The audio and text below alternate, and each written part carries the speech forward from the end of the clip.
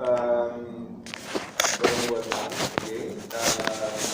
Interesting the point of having a variety of business, or the fact that you touch from the cocktail bar to the bodybuilders or new ideas, and positive.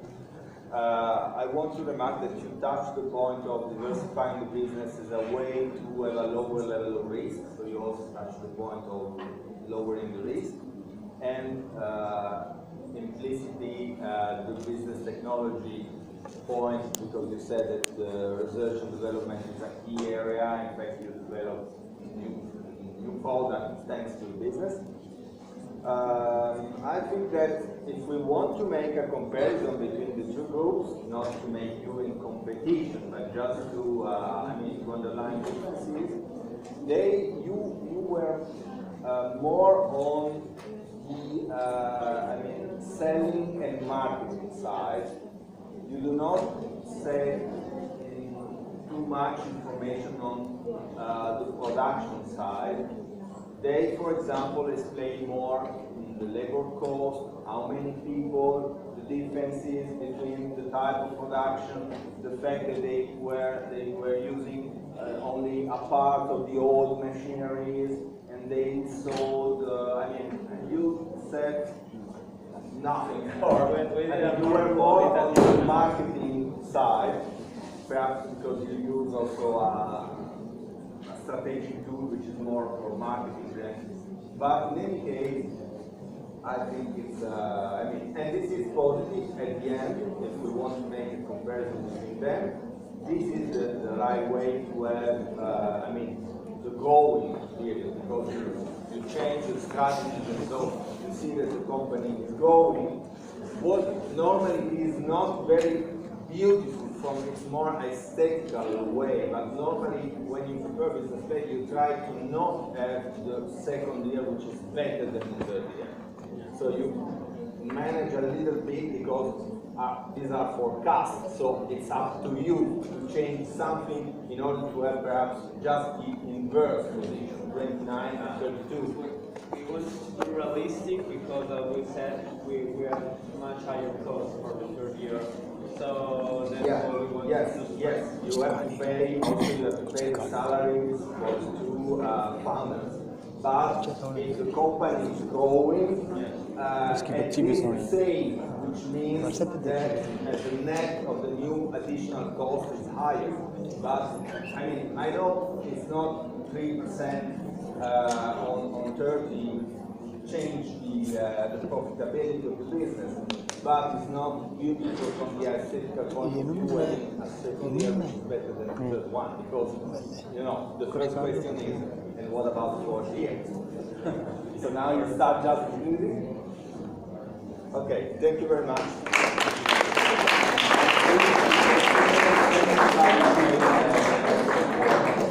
Free के marks मिल रहे हैं यार, जो 2 3 तूने नहीं ली? मैंने तो ले ली ना कर दिया था प्रेजेंटेशन देने।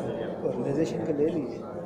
किस तरह क्या करना था उसमें प्रॉब्लम, उसने केस दिया, उसकी प्रॉब्लम मैंने डिस्क्लोज करी थी। इसने बनाया था डायग्राम। किसने? काले। उसने बनाया। तूने क्या बोला? मैंने बताया ये 3 प्रॉब्लम है, वो बड़ा जो हम प्रिपेयर किया था उस पर भारी नहीं आई, और ये बहुत कॉम्प्लिकेटेड था। फिर मैंने जितना सिंपल जो समझ आया उसका बता दिया। क्या बोला उसने? सही है, 2 नंबर दिए। 2 नंबर? ये एवरेज बढ़ रही है। अच्छा इसके भी नंबर है? हाँ, दे रहा है नंबर। कितने? 2 नंबर ही देगा।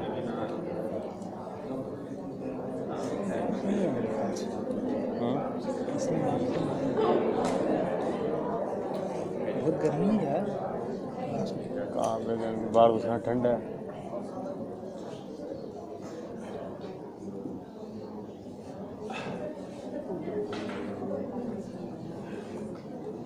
So now the purpose is, before ending up my classes, to revise very briefly.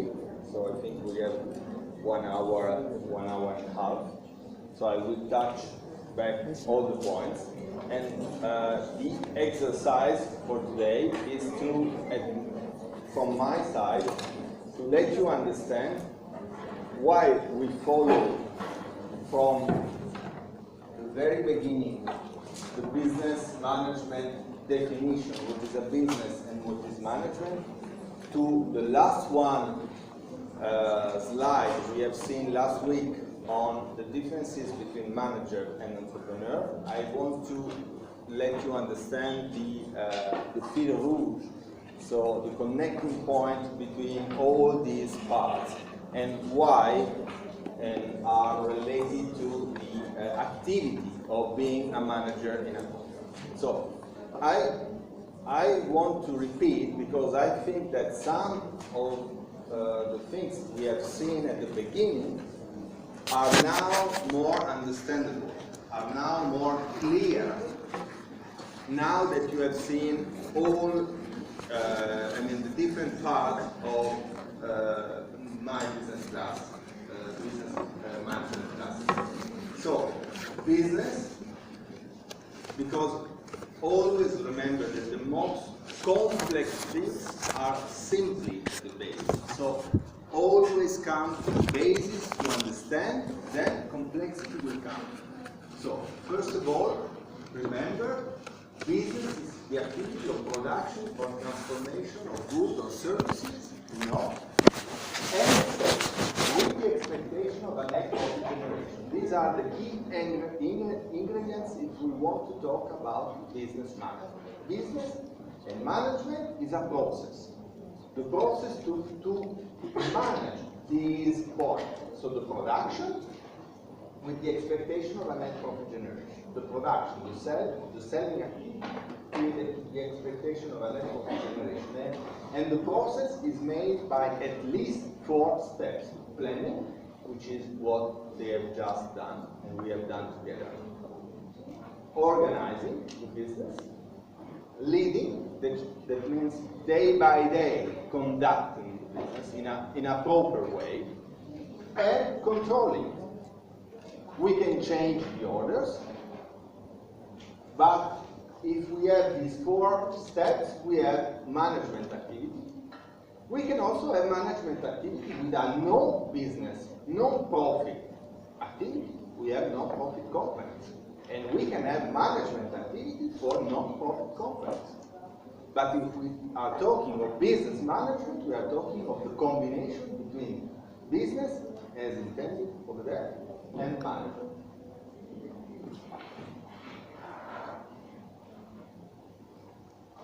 This is the sum up of the concept. It was the second one of the previous slide of the company as an open social system. Because the company, because it is, dealing in the market with other companies, is an open social system.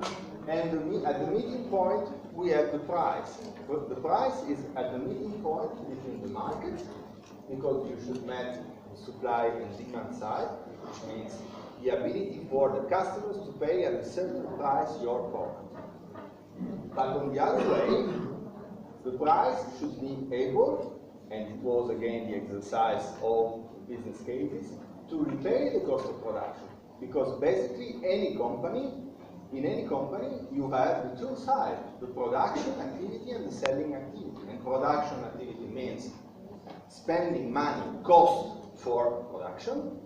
Selling, marketing strategies means revenues, the main revenues. Then you can also have other revenues, but the main revenues come from the selling if you have a core business.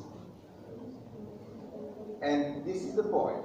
To summarize the connection between the company price, if you have a price which is perfect price to repay the cost of production, but is higher than the price in the market, no way. And also the contrary. Very simple, I know, but it's so simple that many companies fail because they are not able to match the 2 points. So remember, this is the basis for any market. The basis. Not very complicated, not too much theoretical. You don't have to read 200 pages of theories to understand, for at the end not having understood that this is the key point. I also introduced the concept of circular economy, but I mean, we will see.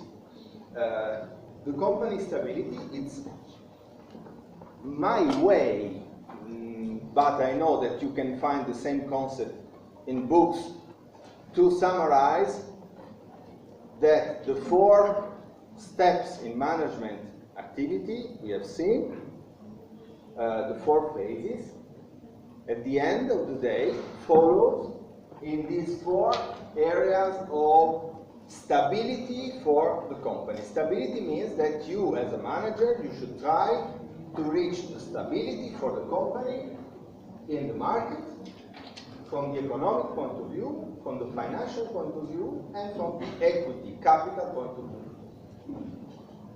So competitiveness stability is exactly, as we have seen, the ability for the company to make the price which is able to repay the cost of production and to make the cost at the price in the market, at the market level. So to be competitive, there are other areas which are important to be competitive: productivity, labor cost.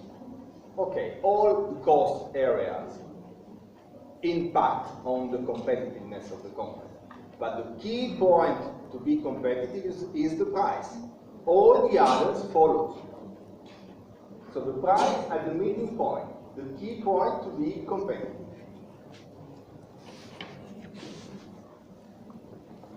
Economic stability, again, very simple, but we have a lot of companies that we are not able to match and to repay back the cost of production. So, economic stability, revenues and costs, equilibrium between revenues and costs, and equilibrium in the long run, which means the ability for a manager to understand what will happen in the future, or in any case to detect a little bit also the macro scenario, and to understand what kind of impact could have for my business and for my cost and for my revenues. So in the short terms, in the short run, but also in the long run. And you know what economic stability is, the proportion, the relation between the cost, the flow of costs and the flows of revenues. And to have clear in mind that have a good balance sheet, a good stability from the economic point of view doesn't mean that you have a good stability from the financial point of view. Because you can have a very positive balance sheet, but at the end of the day, for many reasons, low liquidity, problems to be paid. Because you have to pay for buying raw materials, you have to pay salaries for, I mean, the labor cost of your companies, but you are waiting to be paid by your customers for multiple reasons, perhaps also international reasons. We have just seen last week the problem between the United States and Iran, for example, or other countries. If you are working in a country in which from one day to another day is under embargo or international, diplomatic problems, and you have problems to be paid, it could be a problem, very big problem from the liquidity point of view. So you can have a good stability from the economic point of view, but a low liquidity from the financial point of view. And this is a problem. So to reach stability, not only from the competitiveness point of view, market, not only from the economic point of view, revenues and costs, but also from the liquidity. So cash inflow and cash outflow. And then the equity stability, which is the proportion between equity and debt, which is the proportion between the capital you put as an entrepreneur or that the shareholders of a company put in the company and the level of debt. And this is important because it means the long-term stability of the company and the ability of the company to always reach new financial sponsor and to have support from the financial community. Banks, venture capitalists, whatever you want. If you have if you have the example, but company with 60% of capital and 40% of loans, I mean, it's a very stable. There are margins to have new loans, to borrow new money.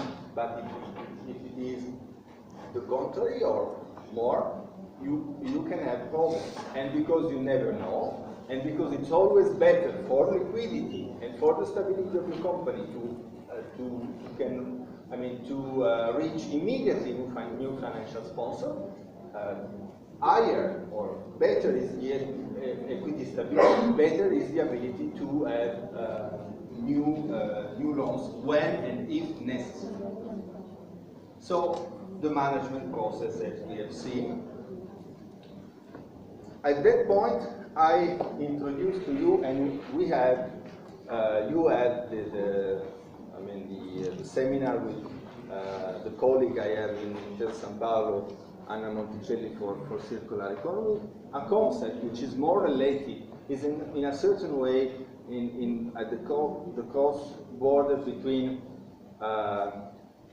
the company as an open social system, as we have seen, and the macroeconomic scenario, because it's the combination between the changing of a global paradigm, but on the other hand, the search for the companies to exploit better their internal economies of scale. Because if I'm able to use my waste as a new raw material for another company, it's very clear that I'm generating a new economies of scale.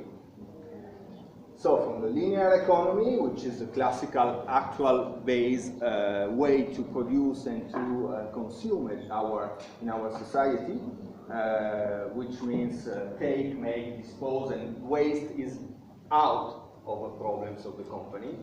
After having sold the product, is not up to me as a company to think about how to remanage or to use the waste, because it's out of the circular economy. Not the circular, the linear economy. If we want to think in a circular way, the waste is a part of the process. And the examples we have seen all together were all more or less examples of a way to maximize the use of the waste of the production as a new source for other companies or for the company which are producing the waste. We have seen 5 different business models in circular economy, which is a way to summarize and to theorize theoritism, which is the exact pronunciation. You better know than me. Theorizing is correct. Theorizing circular economy. So the 5 different business models: circular supply chain, to provide renewable energy, bio-based or fully recyclable input material to replace single life cycle input, or recovery or recycling, recover useful resources, energy out of disposed product or by-product. And you have different logos of companies which have started to move on these different business models. Product life extension, when the business is the extension of the life of a single product. So the new business is to extend the duration of a product. Or sharing platform, which is the more understandable way to start working in business in circular economy. So sharing platform means the fact that the service of using a certain tool subsidize the selling of the tool themselves. And sharing platform means sharing the use, like bike sharing or car sharing. Or product as a service, the example of lights we have seen of Philips. So no more producing bulbs, but producing light system and services instead of bulbs. Then this was a pill, but I mean also to enter in the idea that some new paradigm comes in the business management. Then we come back to one essential part of business management, which was up to me, which is normally not in business management books. But I think it's very important to understand that the legal form of business has implication from the business management perspective. So the point is not to let you, enter in details of the differences between corporation or, the different form of business, just to have clear in mind that the type of business from the juridical point of view have implication on the business management in the sense we have seen. Have implication, for example, in the equity stability, could have implication in the economic stability, could have implication in the competitiveness stability, because at least there is one point which is very important, is the limited liability, which impact on the responsibility of the owners of, and so the entrepreneur of the company, because change the juridical ability of the company to be under judgment and to be subject from the juridical and legal point of view. That means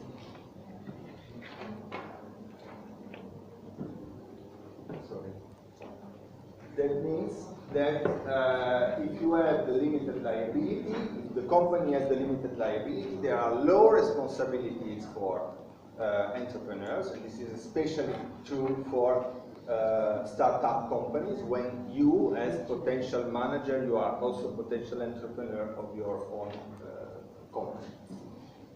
So when revising the different legal form of business, please keep in mind this concept as an essential one. Then, it's also related to the legal form of business. We have seen that there are also juridical obligations, which are not laws, so not from the legal point, but from the, in any case, are forms of juridical obligation because are expectation from the public, which can be the general public but also the financial audience, to have information about the company, and these are the budget and financial report requirements, which are, according to national and international financial rules, obligation that managers of a company must comply with. There is also the preparation of a series of financial records and financial statements that are formal records of the financial activity of the company. So financial statements provide an overview of the company, of business, for an interim period or for the fiscal year. Interim period, if you are preparing a business plan at the middle of the year, you have an interim period. But if you are preparing the business plan at the end of the year, for the following year, you have a full fiscal year. So the period depends on the moment you are preparing the business plan. And what kind of budget and financial reports requirements we are talking about? We are talking of 4 different basic financial statements. The first one is balance sheet.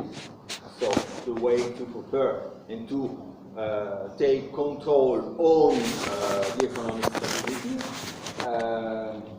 also referred as statement of financial position or condition, report on a company assets, liability, and ownership equity as of a given point of time, if it is an interim period. Income statement, also referred to as profit and loss statement, report on a company income, expenses, and profit over a period of time. So have in mind that you have these 4 financial statements, which are basically required by any kind of potential investor to your company. So the balance sheet, the income statement, the statement of retained earnings. So when you have a profit, you should also say if you want to invest the profit you obtain in the company in the following year, or so you return the earnings, or you want to distribute the profit to the shareholders. And the statement of cash flow, which is a way to detect the financial stability. So if the balance sheet is the way, is the tool to manage the economic stability, the statement of cash flow is the tool to manage the financial stability.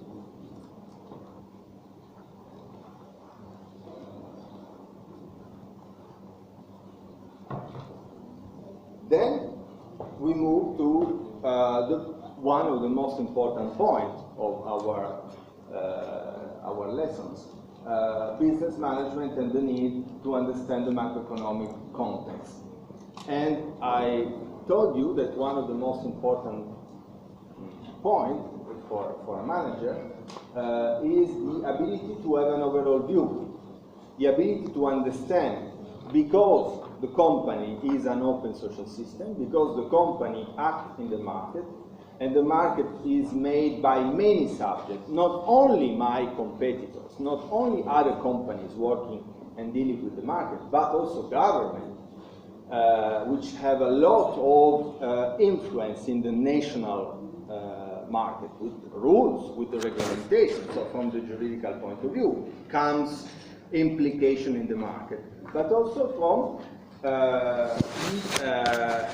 monetary policy, as we have seen, touching the relation between interest rate and investment, which is one of the key areas of contact between the macro level and the micro one. And this is why we spend part of our class to look at internal rate of return and to look at the relationship between interest rate and investment. And so we can check together to understand the relationship between the macro dimension and business management, so the micro dimension. We should investigate the relationship between the level of interest rate and investment, and we should consider that all financial plans, so all business plans, for new investments must estimate the internal rate of return, as you have done in the two business cases, which is also called annualized interest rate of return in case of multi-year investment. The interest rate of return gives managers and entrepreneurs the expectation of the financial return of an investment that they are planning to make. The internal rate of return is a rate of return used in capital budgeting, so just have in mind the definition, otherwise it's difficult for you to show that you have understood. So the definition of interest rate of return used in capital budgeting to measure and compare the profitability of investment. And the point is this one, to compare the profitability of my investment with the profitability of just putting money to the bank without doing nothing, which is the interest rate currently in the market. And this is the reason why we have this relation between interest rate and investment. When the interest rate is lower, that means that there is a lot of new investment which become potentially convenient. And to understand, simply, we can simply make the example of their interest rate of return was, I don't know, imagine 10%, just to have a figure in mind. If the current interest rate on the market is 12%, there is no reason to make the investment, because I can have an higher revenue without doing nothing. But if the interest rate goes down to 5%, 8%, 3%, a revenue coming from a business of 10% becomes convenient. So as soon as the interest rate currently in the market goes down, more investment will become convenient because it's mathematical, okay? Higher is the interest rate in the market, lower is the number of investments which are convenient. Because we have to make the comparison between the interest rate currently on the market and the interest rate of return of my investment. And because the interest rate currently on the market is hardly influenced by European Central Bank for euro, Federal Reserve of the United States for United States dollar, and so on. So national monetary institutions, which are also influenced by governments, by macroeconomic growth, or in case of crisis, level of inflation, I mean macro aspect, we have to look at these macro aspects to understand what will be potentially the monetary policy and to understand, so if the investment which I'm planning to do will be potentially convenient or not. Having said so, we move to the business plan preparation. We'll check 9 different myths and realities to how prepare a business plan. So please revise the different myths and realities we have checked together. Revise how to prepare the business plan, at least from the 5 different macro areas. The executive summary that you should present at the beginning, but it's better to prepare at the end of the business plan. The background information, which is basically made by these parts, so the analysis of the legal form of business, which should be at the beginning, the description of the product or services, market size and trend, a clear identification of the target of customers. You should know if there are other customers in the market, analysis of competitors, potential market share. Then the marketing plan. You have had a class with Professor Gontis on marketing and business plan, so you already know. But in any case, pricing policy, analysis of method and tactics for sales and advertising and promotions are the 3 basis parts for a well-done marketing plan inside the business plan. Operational plan, which means especially for new companies, startup, or any kind of new business, a venture in a new country, or to enter into a new market, means also to have details in terms of operational plan, location, facilities, and so on. And then the financial plan, source and the use of funds, pro forma cash flow analysis, profit and loss forecast. The 3 basic information you should put in the financial plan, which at the end of the day should also indicate the internal rate of return as a ratio to compare the profitability of this business with the money, which can, instead of in this business, put it simply in the bank, and if it is higher, there is no rational reason to make the investment, so the comparison. Then we move to another part, important, which is the market entry strategies. And business plan is a great tool to prepare the market entry strategies. And remember that we have seen that the business plan is not only useful for new ventures, new business like startups, but also to manage in a proper way the penetration of a new market, so a new market strategy. And we have seen that market entry strategies is the analysis for market entry strategies is a sort of trade-off between market penetration effectiveness and cost to be paid for having a good knowledge of the new market and a good control over local operation. So the trade-off between expected benefits and incremental cost. And we also have seen that we can divide the 6 macro way to enter into a new market in 2 sides. One side is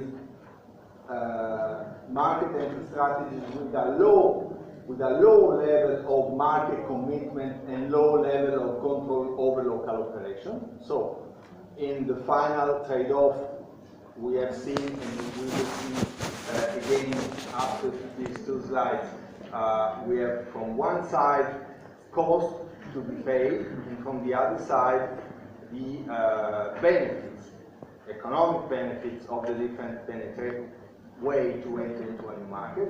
The basic way are exporting, very, very easy to understand, very simple. Selling abroad directly or via independent representatives with a low level of effectiveness and low level of cost. Then licensing and franchising. Licensing to receive the right to use manufacturing trademarks or other skills, and is more for manufacturing industries. While franchising is more for retail sector and is to give and to receive for the other point of view of the partnership company, the right to distribute product, techniques and trademarks. So revise licensing and franchising is a way to enter into a new market. More, we have seen advantages and disadvantages. So check again advantages and disadvantages, but the 3 most important disadvantages are that potential return from marketing and manufacturing may be lost, because in both cases, licensing and franchising, you have a partner over there, and the fact that you are dealing with the partner lets the partner to be informed on your strategies, so you could lost part of the money you spend in the partnership, especially from marketing and manufacturing point of view, and licensing can become competitors. This is a potential risk. But on the other hand, you have clear advantages. So a good way to start in foreign operation with a low level of risk, with a low level of marketing efforts, because your partner, licensee or operator in case of franchising, is someone who is able to pay a part of the marketing cost and to support a part of the risk. And we also have seen that this is a way to leverage the risk from the risk management perspective. And also, that point, which is the last one, but potentially interesting to evolve from this stage to a more stronger way to enter into a market. I mean, with a partnership, with a merger or an acquisition, is option to buy into partner exists or provision to take royalties in stocks.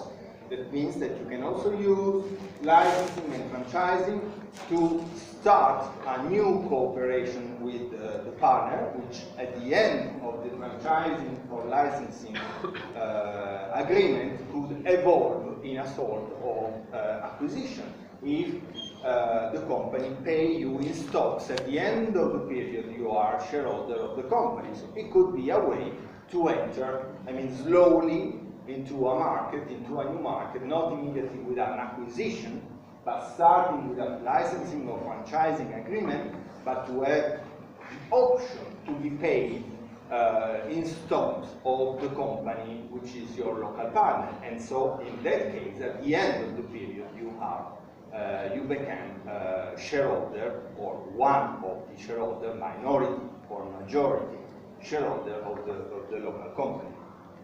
And in case of market entry strategies with a high level or higher than the 3 previous level of market commitment and control over local operation, we have strategic alliances, joint ventures, FDI, merger and acquisition. In case of strategic alliances, please remember that we have 3 different forms of strategic alliances, at least, one basic difference, which is non-equity strategic alliance or equity strategic alliance. Non-equity strategic alliance, 3 companies with a strong cooperation between them. So they sign an agreement, they want to develop something in common, for example, a common research center. It could be a case. But the point is that each company still remains independent one from the other. So there are no relation from the equity point of view. The relation is the cooperation between the 3 companies. But the 3 companies still remain independent, with 3 different managers, 3 different borders, 3 different shareholders. In the case of an equity strategic alliance, which normally follow the first step of a non-equity strategic alliance, then a non-equity strategic alliance normally could become an equity strategic alliance. That means the 3 companies with a strong cooperation have also some shares of the other companies, so that each company is also minority shareholder of the other company. Minority shareholder, not majority. Because if it is the case of a majority shareholder, it is a case of an acquisition, which is a different case. So minority acquisition, so the 3 companies are not only cooperating between the 3, but have also shared, from the capital point of view, from the equity point of view, are shareholder one of the other. So with one member, at least in the board of the directors of the other company. So you can understand a more stronger cooperation, a more stronger strategic alliance. Joint ventures is when the 3 companies, I will say in both cases, but normally more in the case of a non-equity strategic alliance, but in any case, the 3 companies still remaining independent, the 3, so still remaining not having had acquisition among them, decide to create a legally independent company to share some of their resources and capabilities to develop a business together, which is normally the case of a new venture for entering all together in a new market. So the 3 companies decided to build a new one company to manage one part of the specific strategic alliance. So the joint venture is a company which comes from a strategic alliance.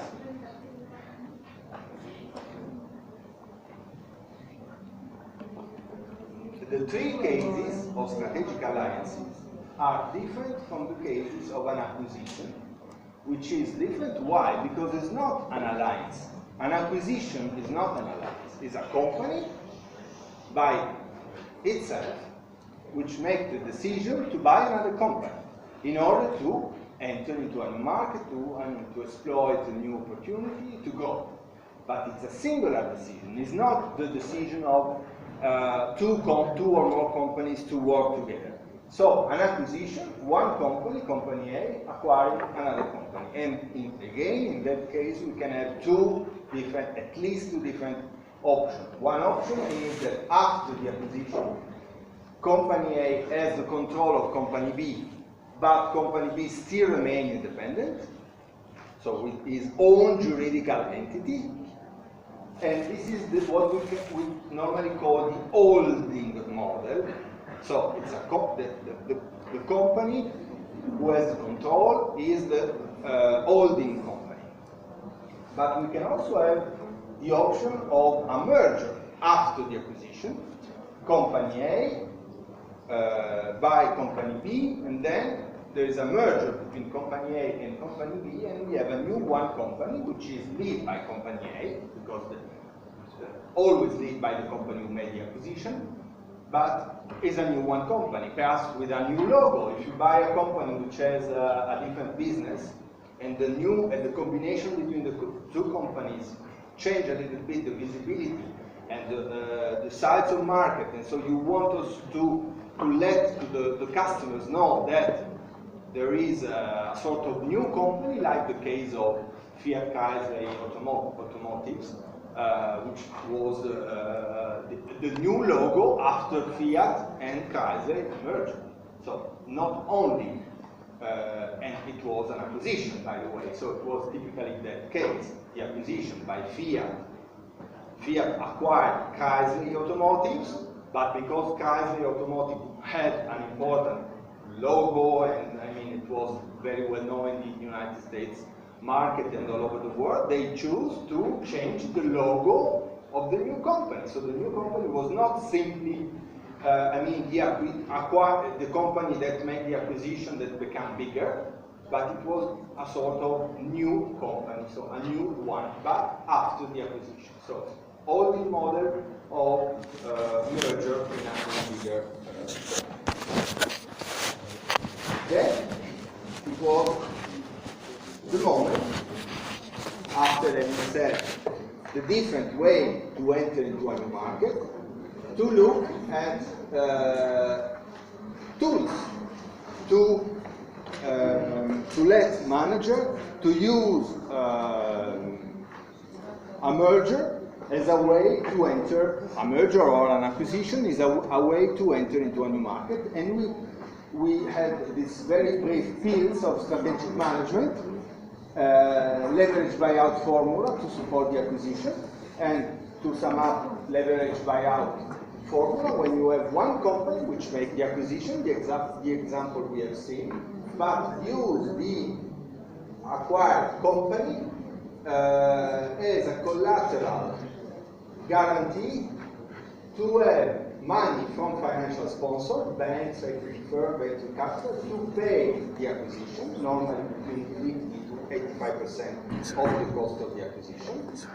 And thanks to the ability of the company to produce a net profit generation, enough, so with an interest rate of return higher than the interest rate in the market, otherwise it doesn't work. So again, we can come back to the comparison between interest rate of return and interest rate on the market. Only if company 2, if the business plan shows that the company 2 is able to produce a net profit generation, able to repay not only the cost of production of company 2, but to be higher than the interest rate into the market, we can have a leverage buyout formula, because in that case you have an interest rate of return able coming to company 1 in terms of profit coming from company 2. So these flows of money is enough for company 1 to repay the debt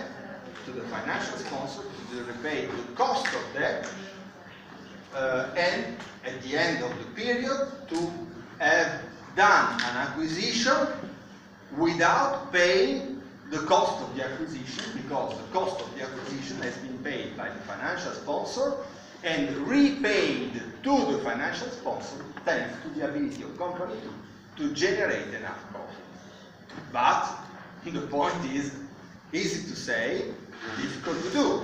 So the point is a very straight and well done business plan, and to analyze if really company 2 is, because it's in a new market, because it's a growing company, because many reasons, the system works. And the system works also if the economy of the country, which is the target country, is growing. Again, macro scenario which impact, because if we look at the leverage buyout history and we look at the different leverage buyout operation, we clearly can identify a strong relation between the growing of an economy of a single country and the succeed of the different leverage buyout operation in the country. So there is a strong relationship between the growing of the country in terms of GDP, so the growing of the economy and the ability of the different leverage buyout operations to be repaid. Yes, please. So the country 1 is majority or a minority owner? The acquisition, is it by more or less? If we talk of acquisition, it's because it's a majority. Okay, so no doubt of that. What we can say, or what your question let me say, that we can also have leverage buyout operation with minority acquisition. It is a little bit more difficult to repay, because if you have a minority acquisition, you don't receive the full revenue of company 2, but only your shares. So it's more difficult to generate the flows, the cash inflows of money to repay the cost of the acquisition. So normally, when we have leverage buyout operation, is because we have a full acquisition, or in any case, a majority acquisition, in order to let company 1 to have the control of company 2, and also to have the ability to decide the strategies of company 2, and to develop synergies between company 2, economies of scale between company 2 and company 1, which is normally the way to generate the extra profit of the operation. And this is the reason why normally I put acquisition, because it's normally the case. But you should know that we can also have minority, leverage buyout with minority acquisition. And then I put the case of a merger between, this is a different case. And please take note that if you look this second slide, you should notice that I put the leverage buyout before the merger, while in the previous set of slides, I finished all the type of acquisition, so I also put merger, and then I put leverage buyout. Why I made this simply change of slides? Because leverage buyout is not for merger. Normally it's not. Because when you have what I want to underline is, if you have a merger is more the case of two companies, which first of all, 2 or 3 as you want, but the companies, the first step to sign a strategic alliance. Second step, to sign an equity strategic alliance. Third step, to sign a merger agreement. Merger means that the 2 companies have both take the decision to work together for the rest of the time. To merger. It's not one company which is leading and so is making the acquisition. Both companies, for different reasons, perhaps because they understood that it's the only way to survive, because staying single in the market is more difficult, because the shareholders are older, because for many reasons, but both companies made the decision to merge. So there is no one company which is leading the process and making the acquisition. The 2 companies are both deciding to stay together, with also a equity operation, a capital management operation, which is a merger, and a new one company. In that case, the new one company will be led by a combination of the 2 managers. So normally, one manager of the company becomes the chairman and the other becomes the chief executive officer. Of course, there will be some synergies and some cut of personnel, but the strong key manager's position will be a sort of mix between the best manager of the 2 companies, which is not the case of an acquisition. Normally, when you have an acquisition, the new managers are all coming from the company which made the acquisition. And by the way, we do not use leverage buyout for a merger, because leverage buyout works in case of an acquisition. It doesn't work in case of a merger.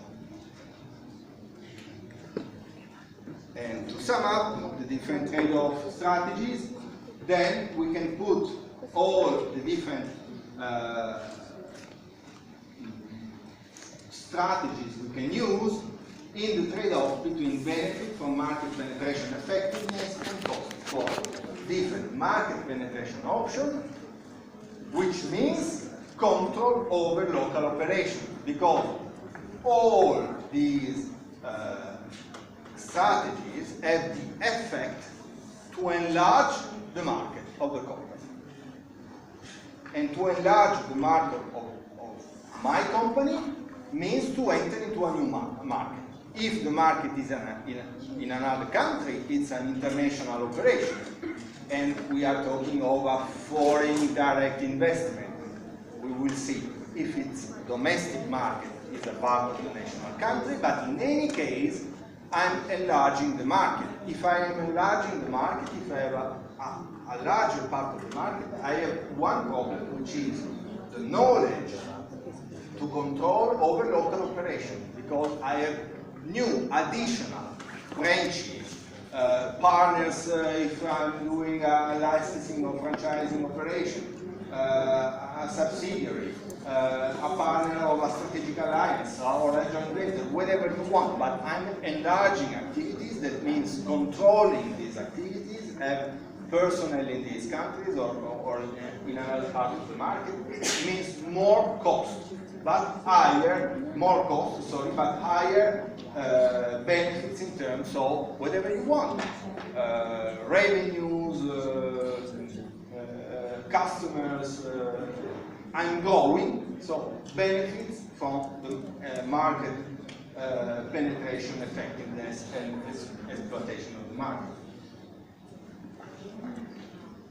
Then we will see two areas of management. One is business technology management, the other one is risk management. So new strategic management area to increase competitiveness, business technology management, and the point is that we have seen there are 3 steps. The first one is alignment, then synchronization, and the third one is convergence. So the 3 steps from the theoretical perspective, I perfectly know, but in order to give you the understanding of a process which is becoming strategic for companies more than how it was in the past, which is the ability to use technology not only as a tool for the current business, but as a way to detect potential new business in the future. So the point is to move from the alignment, which is simply the using of the best current technology for the current business, to be able to synchronize the potential business of the company with the potential new technology in the future. And if you are doing that, you are moving to the convergence area, which normally is an area in which the company is able to use the current technology, but also to use technology to implement it, to develop a new business, as in a certain way was the example. Because when a very traditional company, as a farm is able to use technology to develop new product for bodybuilders instead of for cocktail bar, there is a technology now. And convergence is the ability to manage the 2 processes, and the 2 processes means to have someone who is the business technology manager in the company. Of course, not all the company can have and can pay for a business technology manager, only medium and large companies, but you cannot. But first of all, a good manager should be aware that this is an option. Second, you can have other options, like using advisors, not necessarily an internal manager, but having in mind that technology is a key issue for competitiveness, if we want to look again at the 4 areas of business, business technology management is a strategic area for competitiveness stability. Then we look at an area of management increasingly important as the company grows, because when the company is small, risks are small. When the company is growing, risks become higher, and you need risk management. And we saw that there is a process, or at least of 4 steps, 4 or 5, but in any case, these are the steps. So the identification of risk, the planning of the process, mapping, after having planned the process, mapping what is happening in the company, and defining a framework and developing an analysis of how to, at the end of the day, reply to the risk. And you can have 4 different strategic reply. The first one is avoidance, elimination. I don't want to take this risk. But I don't want to take this risk because I have a process of identification, planning, mapping the risk, and now I know there is the potential risk, and I don't want to accept the risk.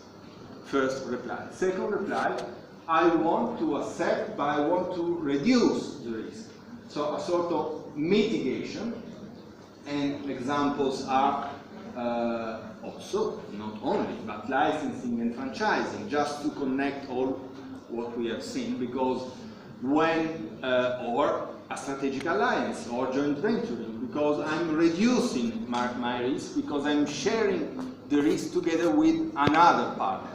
But the point of difference with sharing is not up to me, this definition. I know that can be misleading, sharing with reduction. The point, the big difference between reduction and sharing is that reduction, I'm not taking the part of the risk I'm not taking. I mean, I have another partner, and the other partner is taking his part of the risk. He's part of the business with his own juridical obligation, and so instead of doing all by myself, I have a partner, and the partner is taking a part of the risk. In case of sharing, I took all the risk, then I pay someone, like an insurance, to cover a part of the risk. But I took all the risk. I cover myself. So, in case of accidents, in case of loss, I have someone who will repay me, because I pay the cost. So I'm sharing with someone else the cost, but I'm taking all the risk. Then I'm covering me. In case of reduction, I'm just taking a part of the risk. Okay? Or in case of retention, which means more dangerous, I take all the risk. I take all the risk without an insurance, without sharing, without reducing, so without sharing with another partner. But because I accept the risk, because I have already detected the risk, and I know the risk means a certain potential cost, I must put the potential cost of the risk in my budget. It's a way to be a sort of insurance of myself. So in case of the risk will come, I have already put the money in the budget, or a part of the potential, because there is a probability of the risk. So the probability of the risk means the quota of money that I put in the budget as guarantee for the potential risk. So if you take the risk, it could be a good solution. I accept the risk, I will try to manage the risk, but I also cover myself putting money in the budget. Yes, please.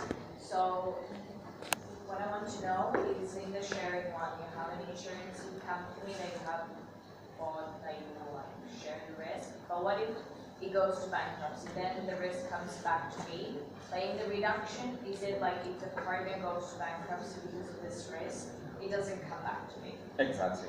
So in case of reduction, if the partner bank goes in bankruptcy, it's not up to me to repay. It's his own problem. I could have problems in any way because I'm losing my partner over there, I'm losing momently that market, but it's a consequential aspect, but I'm not have to pay for it. In case of bankruptcy for insurance is very, very rare because insurance use the second level insurance for guarantee themselves. So normally any insurance share the risk they took to many other insurance. So it's the reinsurance activity, which is a high-level activity of risk management for insurance. So it's very, very rare to not to be repaid. Yes, this is a potential risk in any case. So, but if it would happen, I would still have the whole risk. Yes, yes, yes, yes, it is. This is the answer. Yes.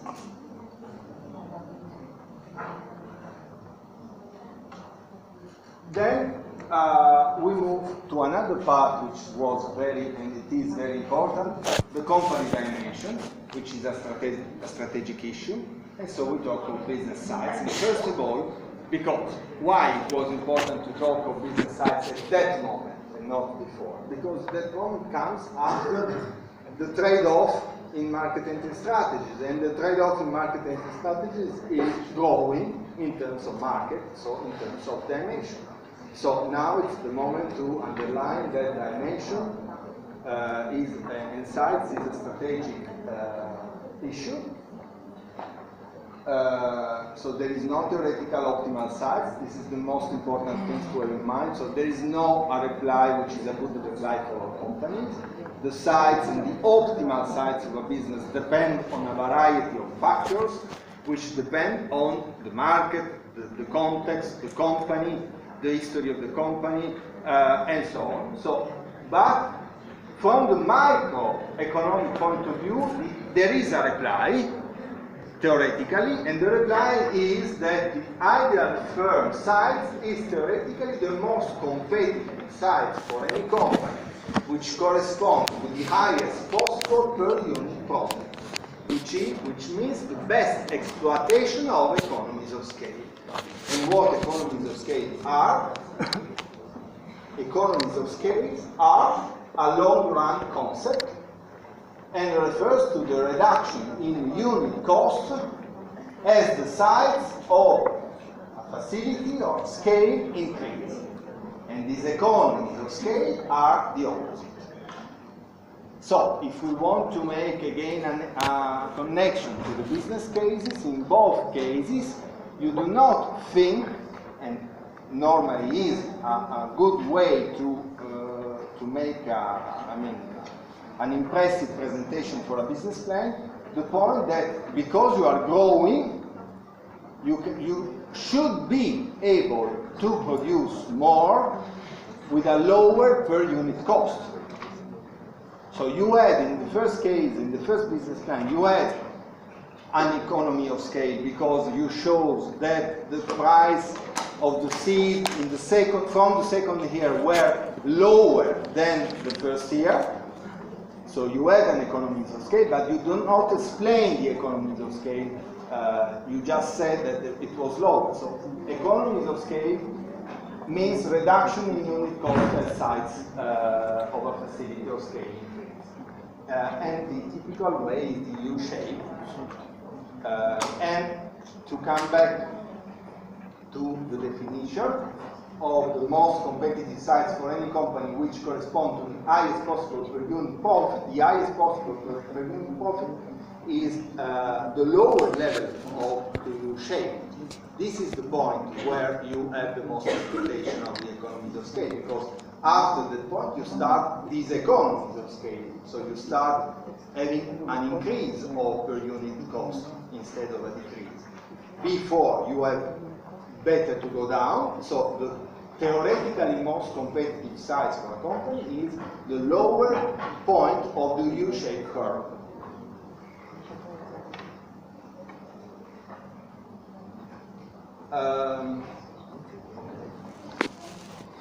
So, have in mind that we can have internal and external economies of scale.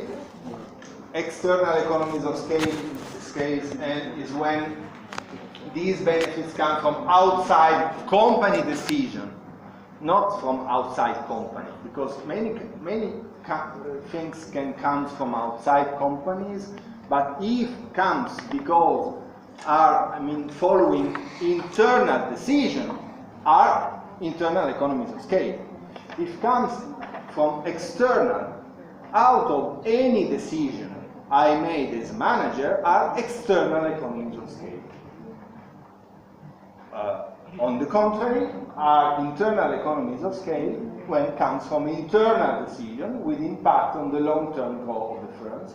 And examples, just examples, are technical economies of scale. So when a new machinery with technology helps you to produce more with a lower per unit cost. Market economies of scale, monopsony power. So when you are so big that you can decide the price of raw materials you are buying. So monopsony. Market power, because you are so big or enough big to influence in your favor the cost of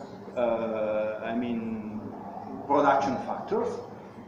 Financial economies of scale, when thanks to your dimension you have better financial conditions, and this is normally the case of when you have high level rating, which is a sort of rate evaluation done by rating agencies which summarize your stability, the 4 areas of stability, and bigger is your stability, bigger is your dimension, higher are the potential benefits from the financial perspective, and so economies of scale. Network economies of scale, some network economies of scale cluster in district is what